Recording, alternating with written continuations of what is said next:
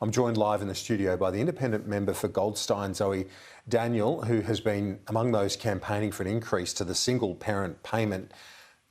Zoe Daniel, thanks for your time. Confirmation today by the Prime Minister that this is happening. It's going to, the government, lift the age where single parents, 90% of which are women, will be able to get a single parenting payment up to the age of 14 when their child turns 14. Do you welcome the move? I do. I'm really pleased. I was calling for up to age 16 in line with the Women's Economic Equality Task Force, but I think that 14 is a reasonable compromise. I have a 14-year-old, my youngest is 14, and you can see independence starting to develop in kids of that age, so I think that that's a reasonable point in time. I would say really, Kieran, that this is an economic empowerment move. This is to do with lifting up those largely single women who have children, many of whom have fled domestic violence. 60% of female single parents in Australia have fled domestic violence. So my concern was that we were creating a situation where they had to choose between violence or poverty,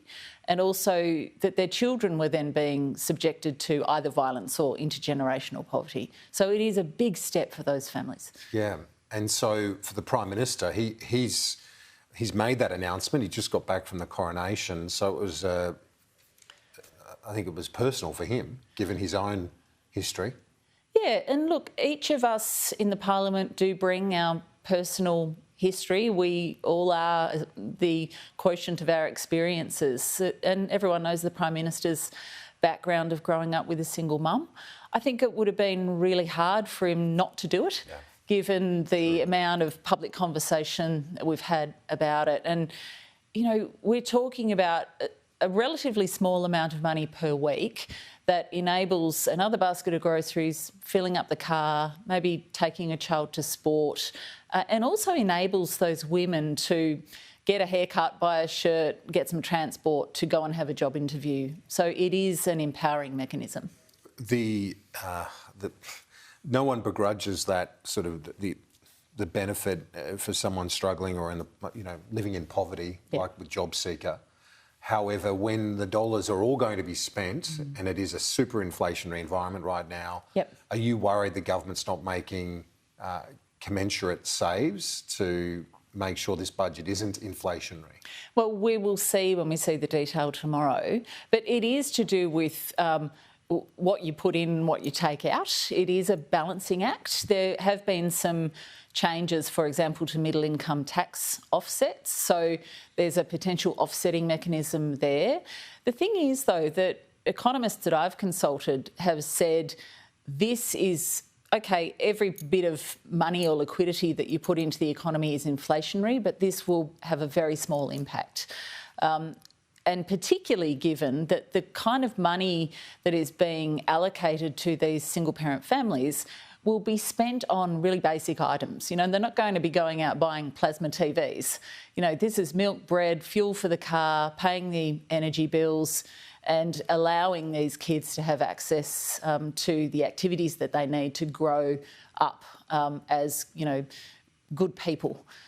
So from that perspective, I think it's reasonable and it's cautious. The government's also announced a number of tax measures. One of them, the Petroleum Resource Rent Tax, a change that's going to take in an extra $2.4 billion across the forward estimates. It's a modest amount. The industry's welcomed it, says it will guarantee certainty. What's your read? Well, the fact that the industry's welcomed it, I think, probably says that it's a bit soft. And when you look at the numbers, you know, we're talking something like 90 billion annually as a result of gas exports from Australia, and this will bring in 600 million a year. I think we could have gone a lot further. This is something I've been advocating for since before the election. I also think we should be taxing windfall profits for gas companies that have been a result of the war in Ukraine.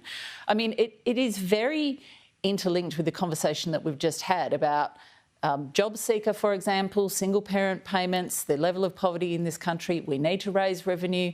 That's a way of raising it. I say maximise the revenue that you can raise. So, no, I don't think it goes anywhere near far enough. Are there risks, though? And as you said, you've looked at this over a fair period of time.